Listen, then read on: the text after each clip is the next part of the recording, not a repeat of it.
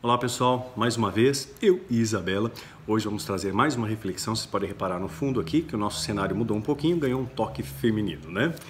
Isabela, com a palavra, tem uma reflexão bacana pra gente hoje. Bom, pessoal, é o seguinte, eu andei vendo esses dias, na verdade eu não iria falar nada a respeito disso, mas como eu comentei com o Daniel, e o Daniel ficou, vamos, você tem que falar, você tem que falar, você tem que falar, então é isso que eu quero compartilhar com vocês. Então eu estive assistindo a série sobre a corte do rei Henrique VIII, né, o The Tudors. Então, foram 4 temporadas, eu assisti tudo de uma vez. E assim, como tinha na outra vez que eu apareci, na outra vez eu tinha falado a respeito de Deuteronômio 28, sobre os frutos da obediência, sobre a questão da gente procurar enraizar a palavra dentro da gente. Isso, de certa forma, tem a ver. Como complementou para mim, assistir o programa, eu quero trazer o complemento da mesma forma. Então, assim, esse rei, ele foi, assim, era uma das cortes mais prósperas da Europa, uma das cortes mais luxuosas e ricas. O próprio rei, ele era descrito como um homem bonito, um homem forte, um homem de muitos talentos esportivos e de combate. Então, assim, ele era casado há mais de 20 anos, acho, com uma rainha espanhola. E ele se apaixonou, quer dizer, naquela época, acho que nessa época também, né? Acho que em toda a história foi assim. É aceitável que os homens tivessem amantes, a esposa até sabia e tudo bem, ainda mais sendo o rei, né? Então todo mundo talvez já tenha ouvido falar nessa Ana Bolena, que foi essa mulher por quem ele revirou a vida dele. Teve um filme, esse mais antigo, ou pelo menos eu assisti antes, talvez algumas pessoas tenham assistido, que chama A Outra, que foi com a Scarlett Johansson e a Natalie Portman. Eles retratam esse momento dessa loucura do rei por causa dessa mulher. Então, a partir do momento em que ele queria, porque ele queria, depois de 20 anos de casado, ele queria se divorciar. Era uma coisa que era inaceitável perante a igreja. O Papa, naturalmente, ele não apoiou essa decisão. Então, o rei começou a fazer de tudo para encontrar uma maneira de se desfazer daquela mulher dele para poder ficar com a Ana Bolena. E a partir desse momento, eles tentaram todas as vias. No final das contas, ele acabou meio que rompendo com o Vaticano, rompendo com a igreja, o que era também uma situação impensável para a época. E uma vez feito isso, ele, com base naqueles ensinamentos que é contemporâneo, os ensinamentos de Lutero, então o protestantismo estava aparecendo, e com base nisso, nessa história do questionamento da Igreja Católica, o fato dele querer ir contra a vontade do Papa, então ele se separou da Igreja Católica, ele se auto-intitulou líder da igreja na Inglaterra. Esqueci de falar, né? Rei Henrique VIII, Inglaterra, né? Século XVI. Próximo das conquistas também nas Américas. Então, assim, foi contemporâneo a Lutero. E aí, então, a vida dele virou de cabeça para baixo. Ele, de fato, se divorciou dessa rainha espanhola, que era a esposa legítima perante a igreja e perante todos os governantes da Europa. A partir desse momento, assim, eu comecei a notar que a vida desse rei, ela passou, assim, de mal a pior numa avalanche. Então, primeiro ele precisava de um herdeiro, ele só tinha uma filha com essa primeira mulher, né? E precisava de um herdeiro a todo custo, um menino. Então a Ana Bolena acabou tendo uma menina. Quando ela teve uma menina, ele já não achou tão interessante. Depois ela acabou tendo um aborto e depois um segundo aborto. Então ele precisava se livrar dessa mulher. Então a mulher que ele tanto amou, por quem ele moveu mundos e fundos, de repente não servia mais para ele.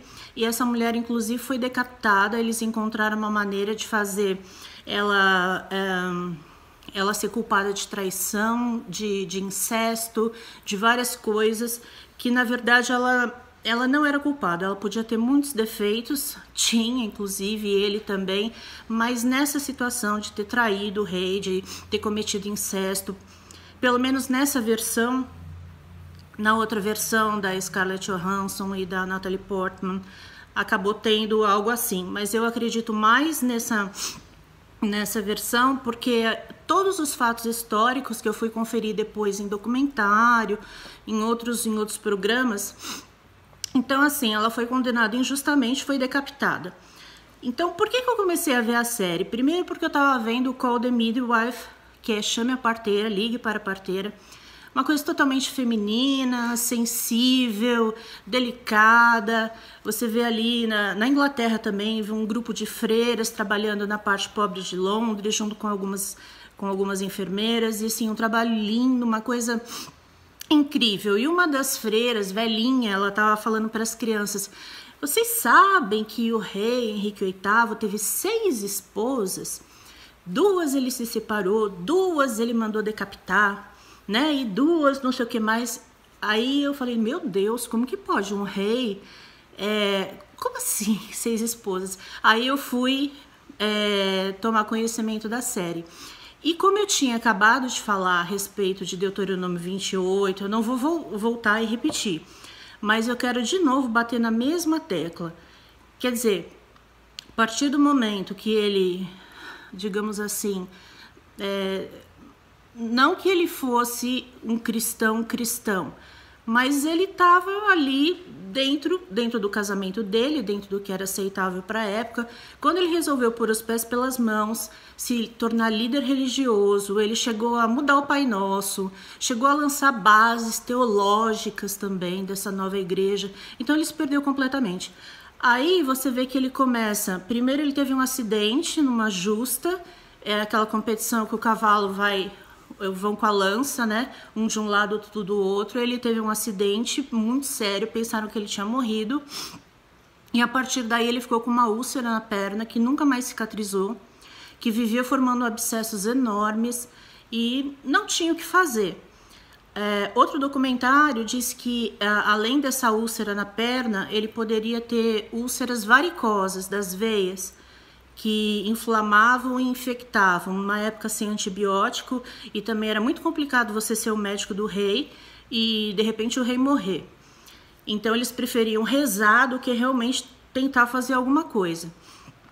Então ele começou a ter essas dores constantes, essas úlceras que não saravam, então ele não podia mais fazer tanto esporte, ele começou a engordar demasiadamente. No final da vida ele tinha mais de 180 quilos.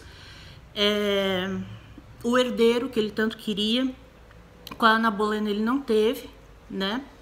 Teve apenas uma menina, que seria a Elizabeth I no futuro, né? Aí, uma vez que a Ana Bolena foi decapitada, ele se casou com uma outra, chamada Jane Seymour, que era uma moça que, pela série, ela era boa, ela era, de certa forma, assim, um bem na vida dele, porque ela não era aquela pessoa que instiga, que promove contenda, que instiga para guerra, instiga para o mal. Eu até pensei, eu não sabia que ela ia morrer, né? Mas eu até pensei, nossa, essa moça é boazinha demais para essa corte. E ela teve um menino, mas logo ela morreu também no parto. Então, assim, aquela mulher que ele amou, que estava fazendo bem para ele depois de tudo que ele tinha passado com a outra, e finalmente o menino que ele tanto queria, no final tudo isso ficou turvado pela morte dela. E a partir daí ele teve depois uma outra esposa de quem ele se divorciou, e depois uma outra que era jovem demais e que traiu ele. Essa realmente traiu, essa foi também decapitada. Então, assim, eu vi que foi uma avalanche de coisas que eu acabei voltando àquela história do Deuteronômio. Então eu quero bater nessa tecla de novo, e ler só alguns versículos baseado nessa história do Henrique VIII.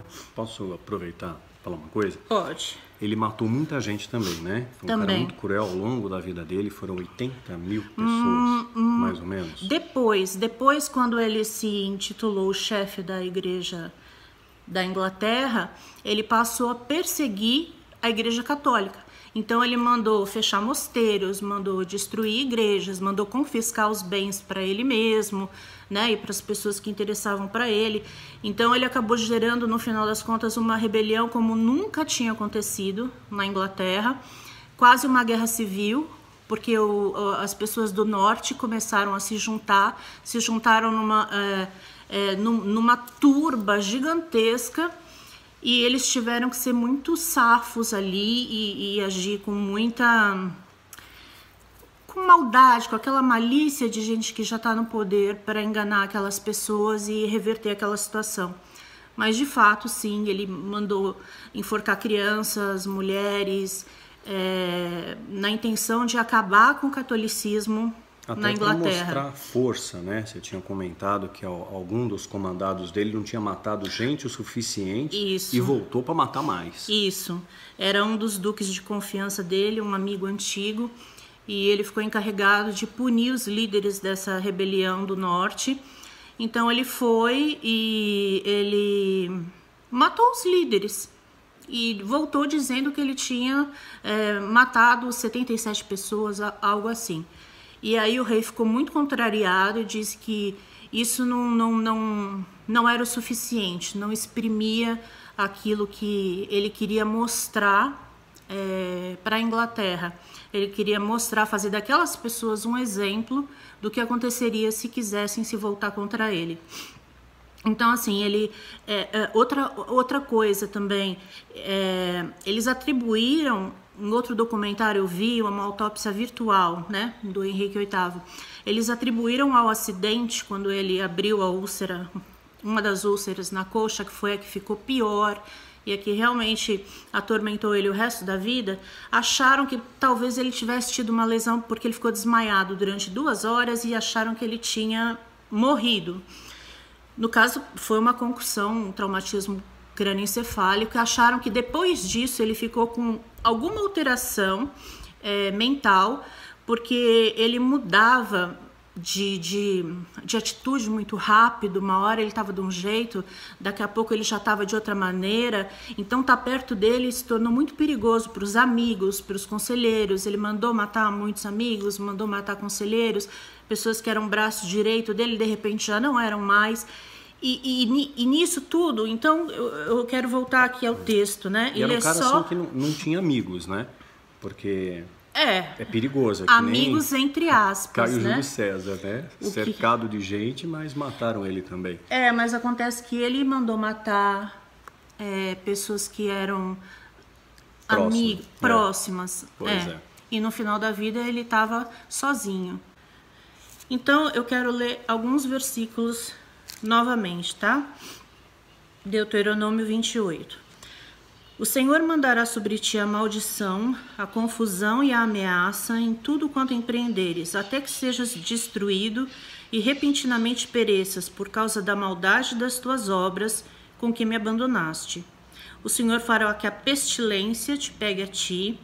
Vou pulando algumas coisas, tá? Só para salientar o que eu quero. O Senhor te ferirá com a tísica, com a febre. Ele tinha muito, sempre por causa das infecções, das úlceras, a inflamação. Os céus sobre a tua cabeça serão de bronze e a terra debaixo de ti será de ferro. Quer dizer, aquela coisa que não prospera, aquela coisa que não anda, aquela vida que não te dá alegria, que parece que tudo à sua volta, embora você tenha riqueza, embora você tenha tudo. Eu vi também comparado o Hampton Court, que era o palácio de verão dele, comparado ao palácio de Buckingham. Era assim, Buckingham é uma coisinha assim, e tipo, Hampton Court era gigantesco, que foi o palácio que o Henrique VIII começou a construir, depois outros acrescentaram outros espaços no palácio.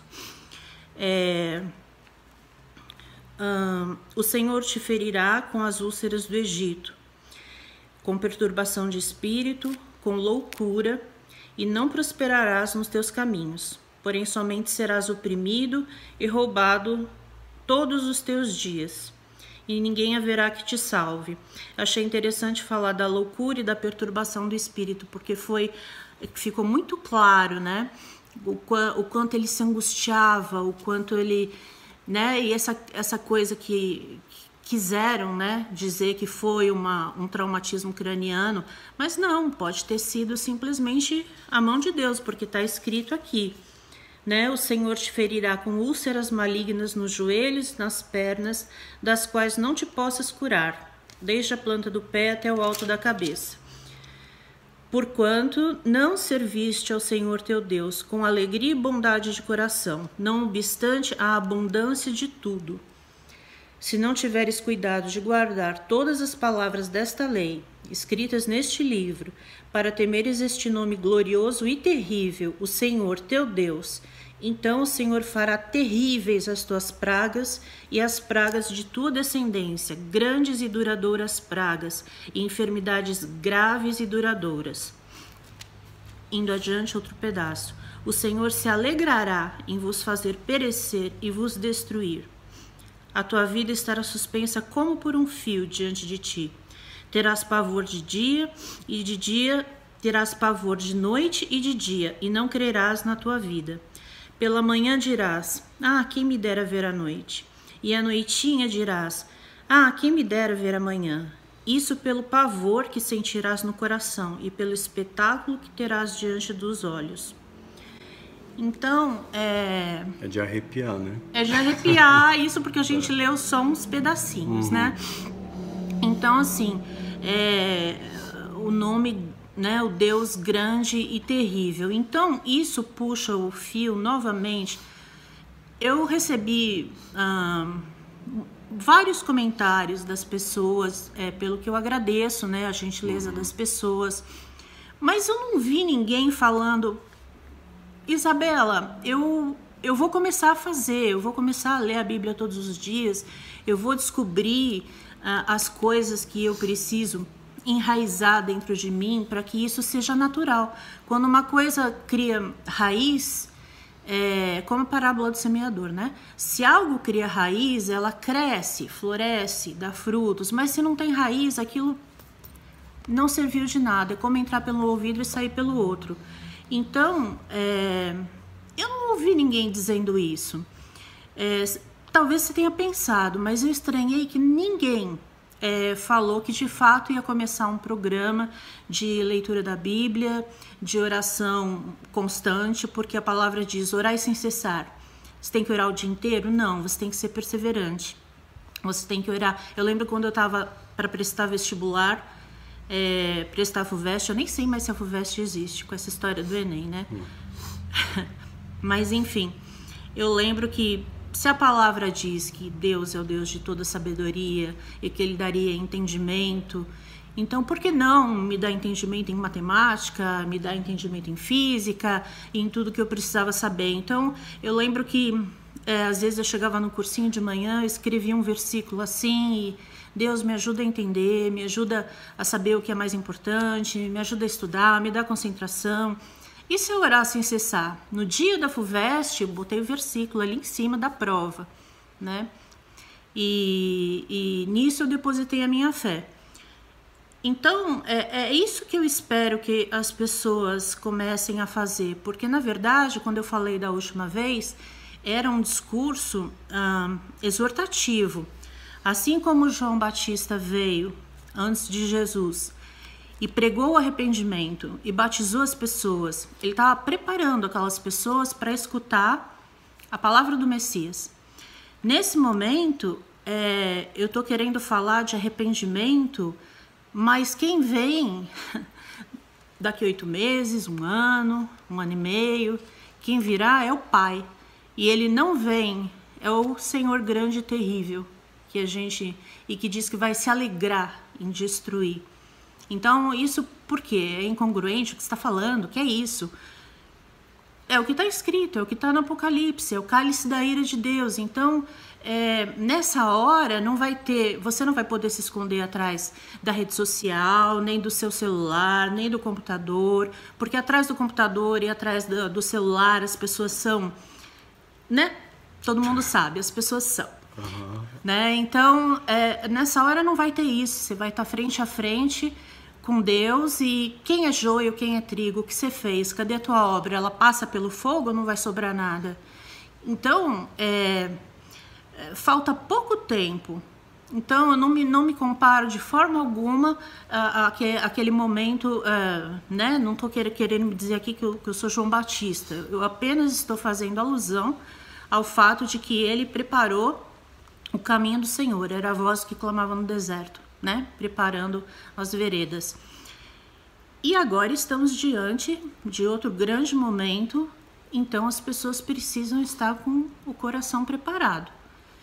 E para preparar o coração, a gente tem que se autoavaliar, se arrepender, tá lá no quarto e orar, porque é fácil você ir lá na igreja e depois você chega em casa e você bate no seu irmão, e você briga com a mulher, e você adultera, e no seu serviço você, né, tá na roda dos escarnecedores, ou então você é maledicente, ou murmurador, ou você mente tanto que aquilo é o seu estilo de vida, e depois você faz caras e bocas na igreja. Então, quando a gente olha essa corte do rei Henrique VIII, século XVI, a gente vê, meu Deus do céu, as pessoas já eram tão podres, as pessoas eram tão más, tem tanta coisa da Inquisição, as torturas, você pensa como que a pessoa dorme depois de ter torturado alguém daquela maneira, sabe? E aí a Bíblia diz que no final dos tempos as pessoas seriam ainda piores, né? Eu não vou ler aqui, mas, né, seriam maldizentes, seriam desobedientes aos pais, o amor se esfriaria. Então, se a gente fizer uma pequena comparação, puxa vida, aquela corte, meu Deus, que monstros, e trazer para cá, falar, meu Deus, que monstros, né? É isso que a humanidade se tornou. Então, precisa alguém parar de dizer da prosperidade, do cálice da cura. Gente, isso vai vir quando a gente estiver lá, porque por enquanto nós temos que passar pelo fogo. E para você conseguir passar pelo fogo, não tem outra maneira. É que nem eu falei da outra vez, a rocha é Jesus, você tem que estar com os pés sobre a rocha. E se você construir a sua casa sobre a areia e não sobre a rocha, e o que significa isso? É escutar e não praticar. Isso é a casa sobre a areia. Aquele que escuta e pratica é a casa sobre a rocha. Um dia vem a tempestade e aquele que construiu sobre a areia diz a palavra que estará em grande ruína. Então Deus não poupa adjetivos, não poupa orientações, não poupa avisos. Então é isso que eu quero compartilhar hoje, e de forma muito clara, vamos olhar para dentro do nosso próprio coração e não para o irmão, e não para o pecado do outro. Não, olha para você, começa a ler a palavra, começa a orar, começa a se arrepender, começa a tratar Deus como Deus, e vamos que vamos, porque eu vejo que muitas pessoas hoje até escrevem pra gente, reportando uma série de problemas, de dificuldades, de angústias, e muitas delas atribuídas ao diabo, né? Ou talvez alguma coisa que, maldição e tudo mais, maldição hereditária.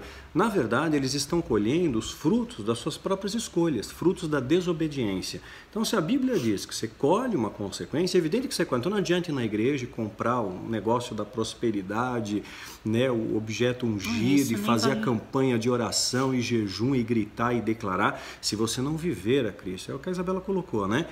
Você ouvir a palavra e praticar a palavra. Hoje eu conheço muitas pessoas que são ouvintes, mas poucos são praticantes. Essa é a grande pegada, né? E essa é a trombeta que a gente tem tocado aí nos últimos tempos, nos aliançando, né, a um coral de vozes que clamam no deserto. Que você venha fazer parte desse coral também com a gente. para terminar, já que eu estou falando em prática, né? O nosso livro Táticas de Guerra é tipo um manual da vida cristã. Se alguém quiser começar por ele... É um bom começo. É um bom começo, tá? Eu só queria ler aqui Romanos 6 para trazer só algo prático. Que diremos, pois? Permaneceremos no pecado para que seja a graça mais abundante? Aquela história, eu peco, depois eu me arrependo e tá tudo bem, porque Deus é bonzinho. Permaneceremos no pecado para que seja a graça mais abundante? De modo nenhum. Como viveremos ainda no pecado, nós que para ele morremos? Ou porventura ignorais que todos nós que fomos batizados em Cristo Jesus, fomos batizados na sua morte? Fomos, pois, sepultados com ele na morte pelo batismo, para que, como Cristo foi ressuscitado dentre os mortos pela glória do Pai, assim também andemos nós em novidade de vida. Porque se fomos unidos com ele na semelhança da sua morte, certamente o seremos também na semelhança da sua ressurreição. Sabendo isso, que foi crucificado com ele o nosso velho homem, para que o corpo do pecado seja destruído, e não sirvamos o pecado como escravos. Assim também vós considerai-vos mortos para o pecado, mas vivos para Deus em Cristo Jesus. Não reine, portanto, o pecado em vosso corpo mortal, de maneira que obedeçais às suas paixões. Mas oferecei-vos a Deus como ressurretos dentre os mortos, e os vossos membros a Deus como instrumentos da justiça. Porque o pecado não terá domínio sobre vós, pois não estás debaixo da lei, e sim da graça. Então aqui, Paulo falando sobre o pecado, ele está falando da carne. Ele próprio, Paulo, diz que o bem que ele gostaria de fazer, ele não faz. Mas o mal que ele não quer, ele faz. Então a nossa grande luta é contra a carne. Então avalia onde você fica na carne. Qual é o seu ponto fraco? O que você precisa treinar? E a partir e anota, escreve. Todo dia de manhã, vai lá escovar os dentes, você vê. O pecado não terá domínio naquela área lá. E ora sem cessar. Entendeu? Então é assim que a Bíblia fala com a gente, é assim que Deus fala com a gente, é assim que a gente se alimenta da palavra e produz a novidade de vida que está falando aqui. É fácil? Não, não é fácil. É insistir. Mas um dia estaremos lá, né? Por enquanto... Estamos aqui. É isso aí. Esse é o processo, né, de ouvir a voz de Deus. Muitas pessoas também escrevem para a gente como faz para ouvir a voz de Deus. Essa tenacidade, essa perseverança e essa obediência às Escrituras é a primeira porta, a primeira janela para você se aproximar de Deus e ter uma vida em abundante, né? Nós não somos ricos, mas a gente desfruta daquela paz que transcende o entendimento. Nós desfrutamos uma intimidade muito especial com Deus e da proteção e guarda dos anjos, né? Isso. É isso aí. Então, é isso aí, pessoal. Recado dado, coloque em prática, tá? Segue a gente aí no canal. Que Deus abençoe você e os guarde. Tchau!